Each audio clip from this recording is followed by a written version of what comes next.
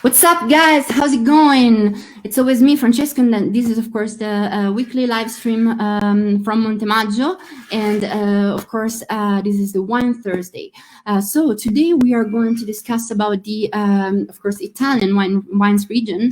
And, of course, I'll try to summarize a little bit the thing. I try to make things a little bit more easy to follow for everybody, because I'm sure that, of course, there's so much to say about Italians wine, of course, and sometimes, of course, things can be, I don't know, probably hard to be explained. So I tried to summarize everything. I tried to summarize a little bit the thing. I decided to divide a little bit the Italy in, of course, first of all, three macro regions. So we have the north, central part, and of course south. But then I decided to, of course, divide a little bit more all of the different, of course, macro region in subzones. So I decided to divide Italy in total 12 different wines regions. And of course, right now we are going to start to talk about it. So of course, as always, I hope that everybody's doing fine, everybody's doing well. I'm here relaxing a little bit with the Cielo di Montemaggio. I choose, of course, for today Vino Spumante and sparkling wine, of course. Sometimes I like more the red wine. Sometimes I'm more for the white. Today I was like in the good mood for the bubbles. So let's start. Ciao Nick, I see your comments. Thank you so much to join me also today. And again, I'm so excited about this topic. It's like a very, very, very, very exciting topic for me. So let's start with, first of all, we want to take a look to the, ciao, Kathleen. Ciao, thank you so much for, of course, joining us. Thank you. So we are going to see the Italian map, of course, the Italy map, because, of course, we need to understand more or less where we find those wines region, right? So first of all, let me share my screen with you. Okay, there we go. I think right now you are able to see the map. Okay, so let me know, of course, if you're not able to see the map. And as you can see, we have the Italy. This is the boot. This is the Italia. And as I told you, I decided to, of course, divide the Italy in three macro categories. So north, central part, and of course, south of Italy. Of course, you see we have pretty different areas in Italy, pretty different region, and all of these regions are actually producing wine. But of course, today we will take a look to the most famous region of Italia. So probably the most important, let's say, region that. Of course, produce wine in Italy. So right now, of course, we are starting with the north of Italy, and our journey actually start in, of course, Piemonte. We start from the Langhe. We are, of course, in the north west of Italy, actually, and Langhe and Monferrato, actually. First of all, it's a beautiful place. I mean, it's a landscape of a breathtaking beauty for real. It's characterized by very sweet hills, and you find here a very ancient kind of soil. We have Steve. Oh, ciao. Okay, you were not able to see the map, Steve. Okay, I will just quickly share my screen again. Give me 1 second. And I will share my screen again. I will let you see where we are starting our journey. So we're starting our journey in Piemonte, okay? In this area, right here, just right here. We're in the north of Italy, northwest of Italy. And so we are starting from Langhe and Monferrato. So, of course, as I told you, it's a landscape of a breathtaking beauty. And here, actually, you have this kind of very sweet hills, and you have this kind of very ancient kind of soil, right? So this kind of soil, it has a tremendous impact on the wine. Of course, I always talk about the terroir, so the say combination between geological composition, topography of a certain vineyard, of course, the the climate and also the style that is chosen from the producer. But believe me, here this kind of ancient soil, it has a tremendous impact on the wine, and it is a very vast region, and you find here very full body wine, red wine, of course, like Barolo, Barbaresco, and also like much more aromatic kind of one, probably like Barbera and the Grignolino, which is probably less well known compared to Barbera, but it's really excellent, believe me. And you find also excellent white wine, like the Gavi. I always like suggest to all the people that are interested in this kind of wine from that part of Italy to try the Gavi, because it's a very good, very amazing kind of wine. And of course, in this region, probably, in my opinion, stands out, of course, the names of probably two great producers, which is, of course, producer that produce Gaia and, of course, Cerreto. And they, of course, made this area so well known in the entire world. And I mean, they produce probably, I don't want to say the best wine in the world, absolutely, because the best wine in the world, it does not exist. Every one of us has a different palate and a different taste, but believe me, those kind of wine are really wine that you can really appreciate. So we have a comment. Hi, Francesca, how are you? Fine, thank you so much. Hope you're doing well as well. So I'm going to let you see just very quickly the Langhe area, because I would like to let you see the hills and the kind of cultivation they use. Okay, so this is a picture of the Langhe, and you can see the hills here are very sweet. They're very like very sweet, and of course you see the kind of cultivation that they use. It's a bit different from Tuscany, and of course they also have the climate and the style that it's really different, and of course they use totally different kind of grapes. That's the reason why I always tell you, you can find in Italy, I mean, whatever it is your taste, you can find the perfect wine for you, because we have so many diverse kind of landscape, and we produce so many diverse kind of wine that you will find for sure what you love, what you can, of course, really like. So next region we are going to talk about, it is, of course, the very well-known Franciacorta. So I don't know if some of you, of course, participate to the live I did about the I did about the sparkling wine, the vini spumanti. But of course, I talk in that wine discussion about Franciacorta as well, which is indeed vino spumante. And of course, Franciacorta is a region of Lombardia. So we find in this area probably wine that are of a very amazing quality, and they, of course, are actually competing, of course, with the champagne. Many people, of course, sometimes they have this kind of like fight, oh, it's better champagne, no, it's better the Franciacorta. Of course, this is depends on your taste. Again, I won't underline this.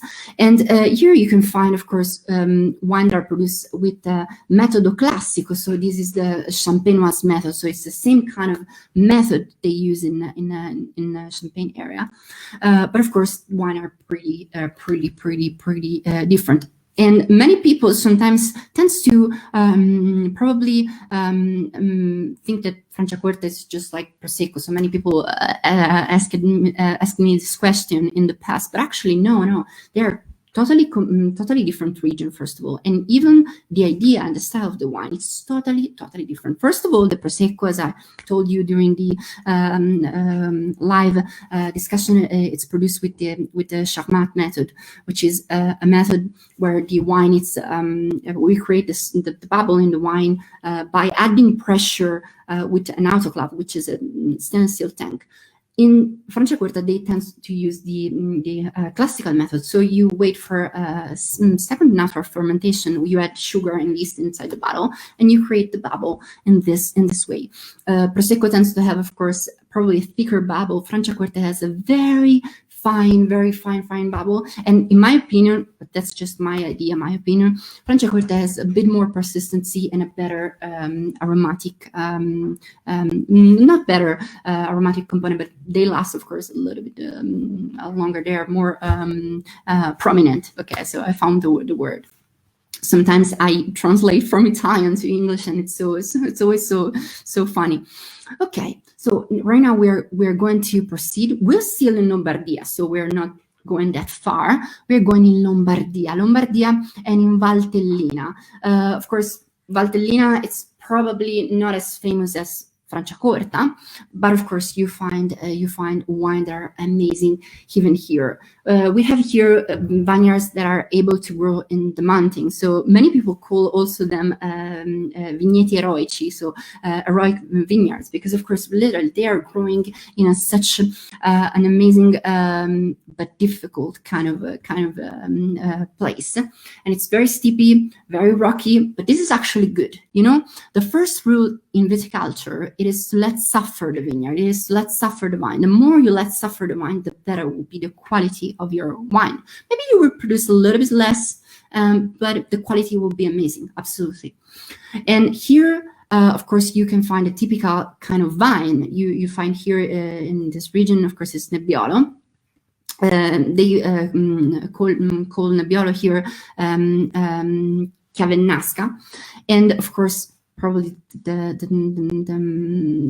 best producer that it comes into my mind probably says Nino Negri, I guess, from this area. I want to show you the area that a picture of the area, because of course it will help you to understand what I mean by difficult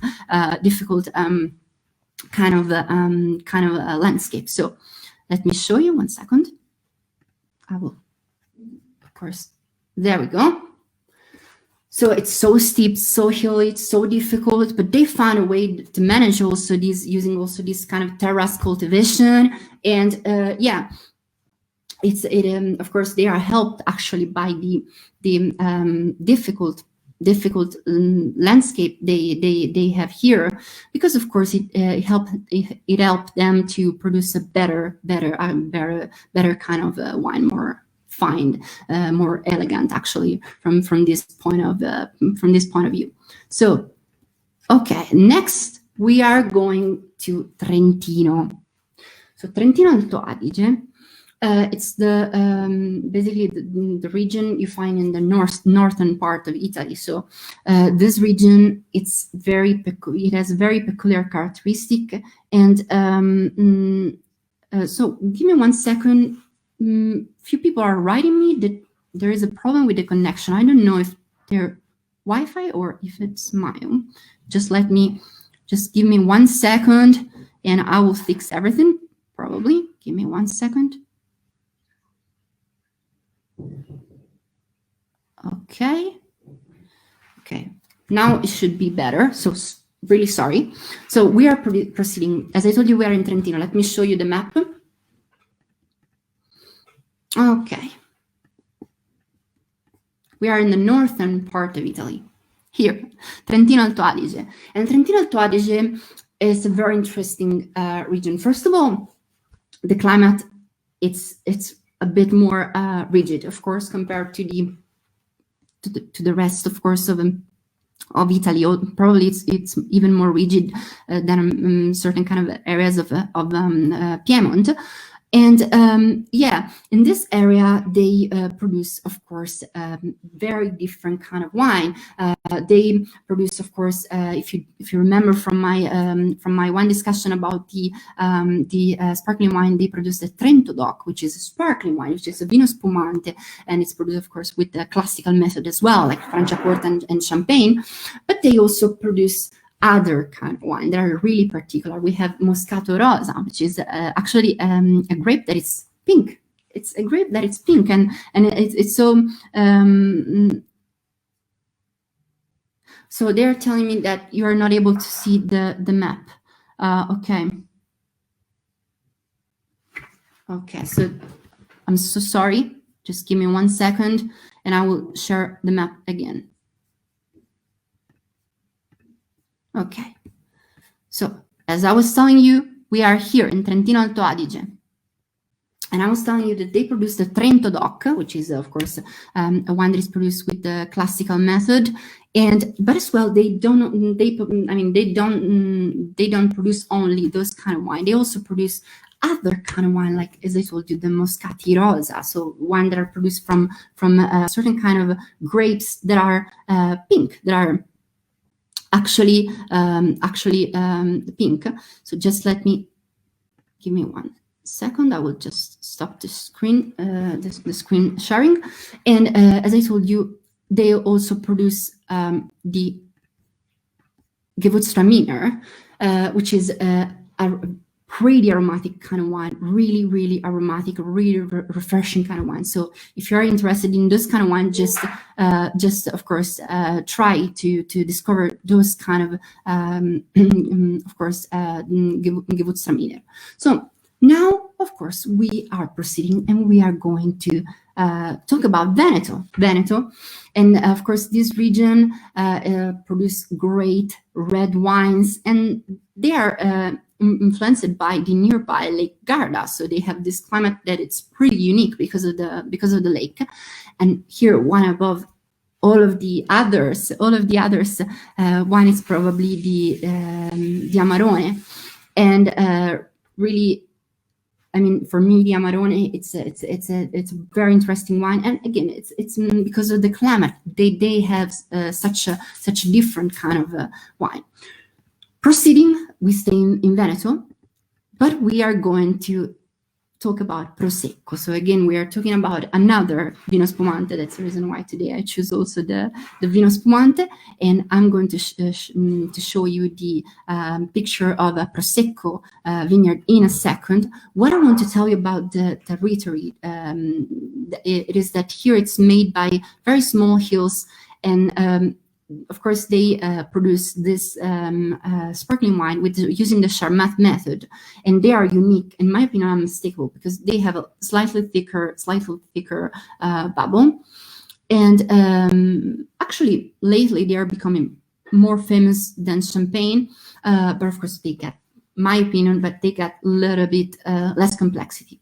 And of course, you find many producers of Prosecco here, for example, Bisol, Villa Sandi. So they are very important and very well-known producers of Prosecco. And of course, the quality of their wine, it's really, really, really high. So I would like to show you the Prosecco Vineyard. Give me 1 second. There we go.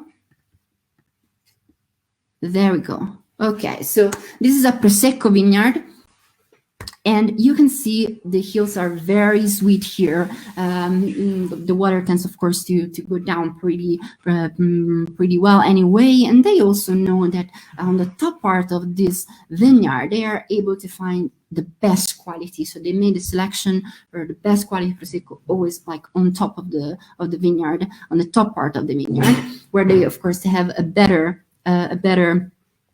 exposure to the ray of sun, and then of course they have also less water, and of course the vines suffer a little bit more, giving you wine that of course has a better quality.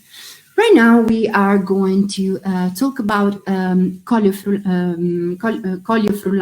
Friulano. Okay, so this kind of area, it's probably less well known compared to the others that I mentioned before, and we are in Friuli. So I want to let you see where it is, Friuli, actually. So Friuli, it is here in the northeast part of Italy. So they are in a very different kind of position, and again, they are also influenced by the style of winemaking of the, of course, of that part of of that part of Europe, and of course they produce very different kind of wine. And I told you they are not so well known, but I would like to talk about them because I think they are very representative. So here the territory can produce wines that are known as super whites from international super grapes that are like Sauvignon Blanc, and wines with, of course, very long maceration. And of course, they also produce orange wines as well. So that's the reason why it's so important to mention that. We should not forget, of course, the symbol of this the area, the wine that it's represent the most in this area, which is called Friulano. And so that's the reason why I wanted, of course, to mention also there in this wine conversation, because many people don't talk about that much. Thank you so much, Matteo. I really appreciate your comment. Grazie mille. And of course, they have this kind of different kind of style. They're influenced by also a little bit more like the east of Europe, probably. And no, sorry, not the east of Europe, but like Slovenia and so on. So we have now, of course, we are going to talk about Toscana. Of course, we made a focus about, of course, Toscana, and especially, I mean, Chianti Classico and versus Chianti last week. But I wanted also to mention other wines that are produced in this area. So, of course, here probably the most representative, of course, it's Chianti Classico. Everybody knows Chianti Classico, but also everybody knows about Montalcino. So we should never forget about Brunello di Montalcino. There is also the Morellino di Scansano, and if you go on the coast of Tuscany, you find Bolgheri, and you find here wine that are very well known, and they are called Super Tuscan. And of course, they usually produce this kind of wine using the international variety like Merlot and so on. But the style is pretty recognizable. They also like more on the coast, or they are influenced by those kind of climates, and they produce this very interesting kind of wine. Then, of course, when we talk about white wines, Tuscany, it's also very, I mean, a very good place where you can find amazing white wine. You can find, for example, La Vernaccia di San Gimignano, and then, of course, you find also excellent Vermentini that are produced near to the coast, close to the Mar Tirreno, so the Tyrrhenian Sea. So, in my opinion, they are really amazing. So proceeding, we go to Umbria, and for Umbria we are exactly in the central part of Italy. So let me show you once again the map.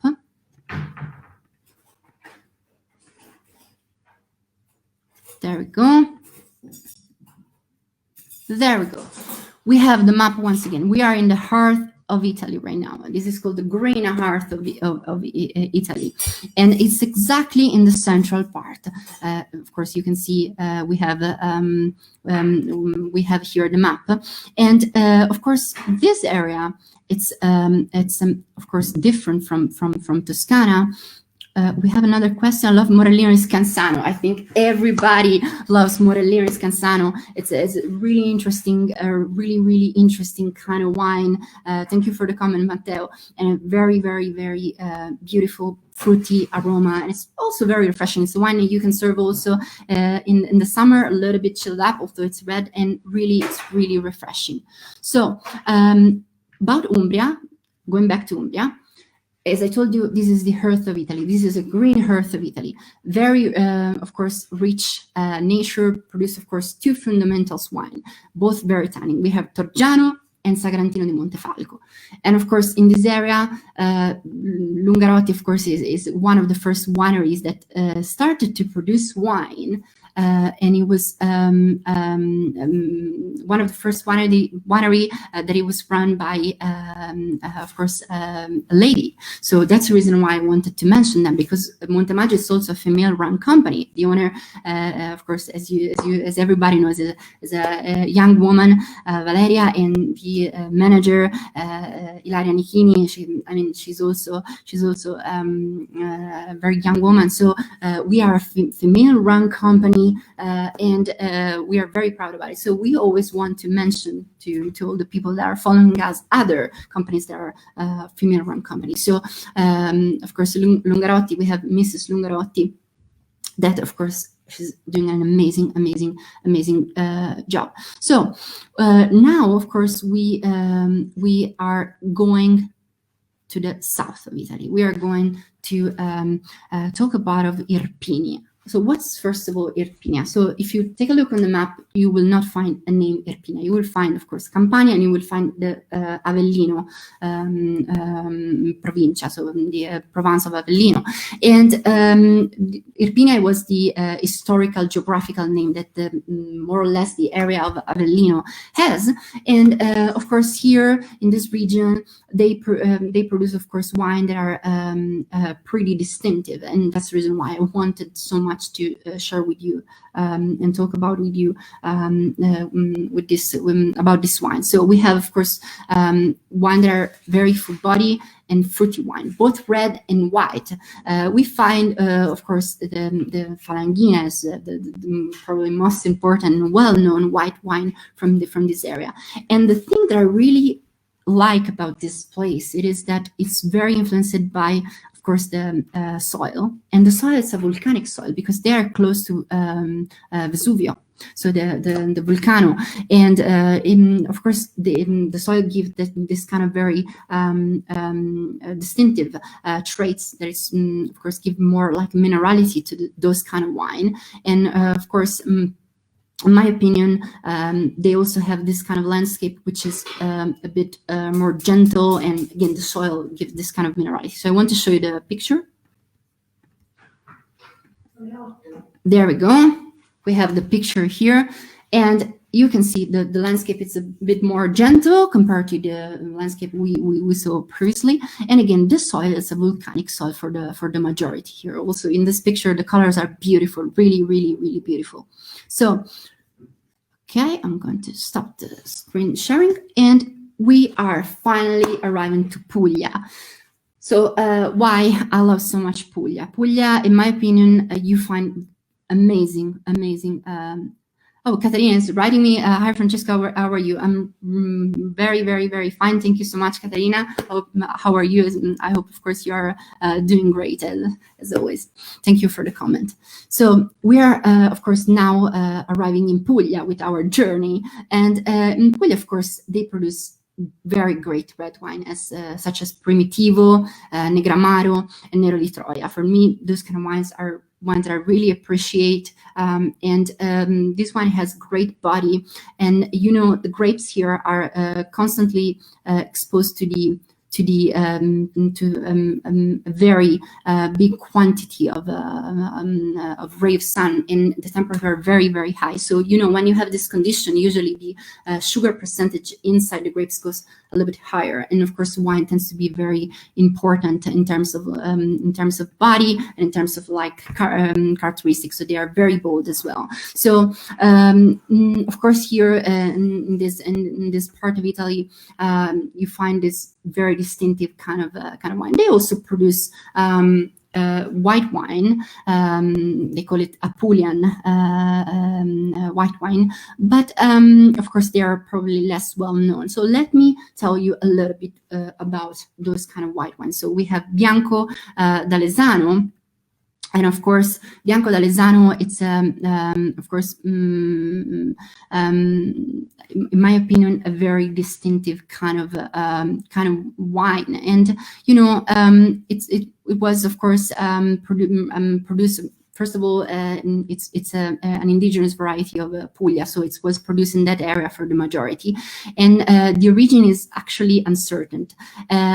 It seems to come from Valle d'Itria, which is in the triangle between Bari, Brindisi, and Taranto.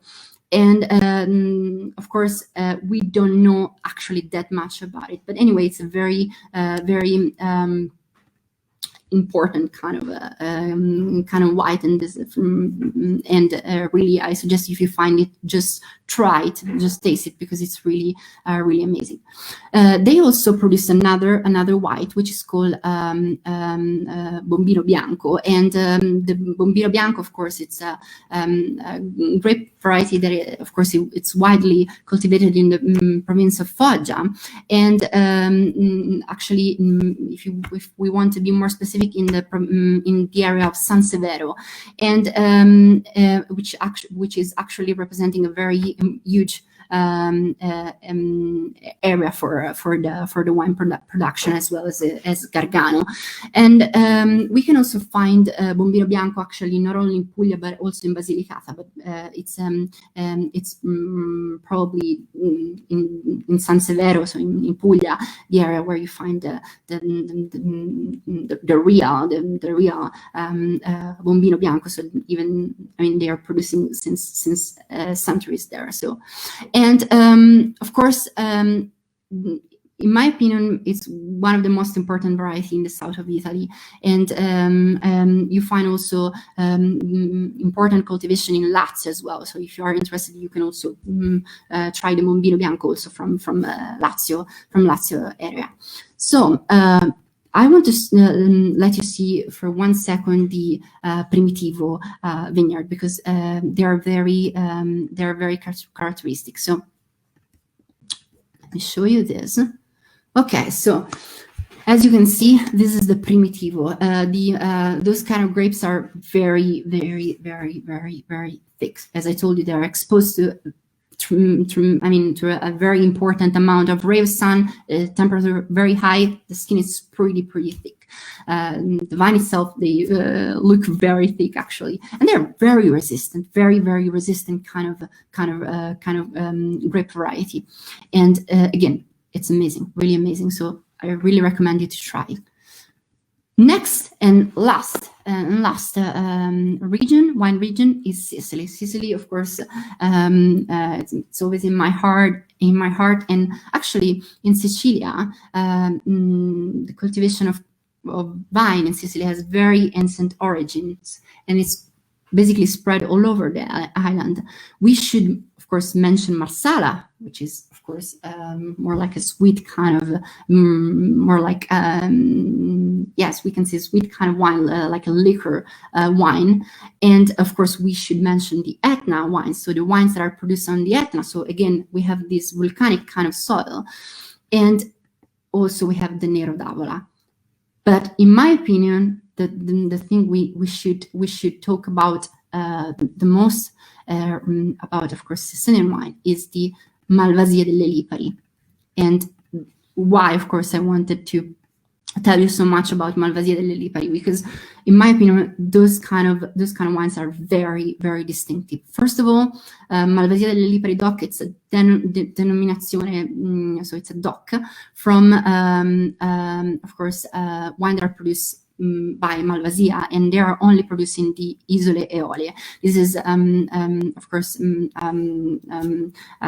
archipelago of island, and of course they are in the north east coast of Sicily, and of course, I mean, they are close to the northeast coast of Italy. And in this DOC, they find, of course, white wine that are obtained by the Malvasia Bianca. And sometimes they blend with Corinto Nero, which is a black variety. So they do this blend between white and grapes variety. That's the reason why I wanted so much to talk about this kind of DOC of Malvasia delle Lipari. And of course, you find this kind of wine that are very distinctive also because, again, those kind of islands are volcanic islands. So you find even here this kind of volcanic soil, and that of course will give you this kind of very distinctive traits of minerality to those kind of wines. So that's very important to underline. So I want to show you a picture of the cultivation of the, I don't know why it's not, okay, now I can open it. Okay, sorry, I had a problem. I was not able to make the screen sharing. Okay, so I wanted to show you just very quickly the cultivation. They are actually cultivating the vineyard right next to the sea. So they have this very particular climate. And as you can see, the very dark soil, because it's a volcanic soil. So you have this beautiful, distinctive mineral traits in those kind of wine. And also, yeah, the landscape, it's beautiful. So there we go. So we made today a small journey, of course, through the 12 different wines region in Italy. And of course, this is just a very small part of what you can find here in Italy. So whenever you have the chance, you can come here and you can make like a wine trip through the entire Italy. And you will find, of course, very, very different wine everywhere you go. So as I told you, you can find a wine for all the tastes. You can find wine for people that really like very full body wine. You can find wine for people that really prefer the minerality and the elegant wine, and they want, of course, wine that has a certain kind of finesse, right? But yeah, Italy is so diverse in terms of like wine production. So if you have a question, of course, just tell me. I'm here for this. I will try to reply to you in the best way. And if you have any suggestion for the topic of the next wine discussion for the next Wine Thursday, just tell me. So. Okay, Matteo, thank you so much for the question. So in the south, which wine you recommend? The first one that comes to your mind. So in my opinion, of course, as I told you, if you want to try something very peculiar and very distinctive, you can go with a wine that is produced in the DOC of Malvasia del Lipari. I really fell in love with this kind of wine, and actually, I had one of my first wine trip in the Lipari, and so I tasted this kind of wine, and it was really like a shock for me because I fell in love so much. So that is the first thing that comes in my mind from the south. Catalin asks, that is my plan. Wine tour start from Montemaggio to Puglia. Yeah, you can absolutely do that. You start from Montemaggio and then you move directly to the Puglia. Or yeah, of course, this could be tremendous, really beautiful kind of wine trip. Thank you so much, Matteo, for the question. Thank you. So. Of course, if you have any suggestion for the live stream that we will do next Thursday, just write a comment to us. You can also write a comment down the replay that we will post on every social media. So it's very easy to interact with us. We have, of course, a Facebook group, which is called Friends of Montemaggio. If you want to join that group, you can just made a request and we'll accept you, of course, immediately. And really, thank you so much to join me today for this wine discussion, for this little wine discussion about the wines of Italy. And again, as I told you, I try to summarize. I try my best to summarize. But we have so many things to discover. Italy, it's like a diamond in the Mediterranean Sea, and you have so many diverse things to discover. And of course, when the borders will be open again, we hope soon, I really recommend you to make a trip everywhere. And of course, if you want, you can come to us in Montemaggio, and of course, you can join me for a wine tour or wine tasting. So thank you so much. Now Matteo says that it's time to drink. Thank you so much. And yeah, we made a little toast together. Thank you so much. And see you next time. Ciao.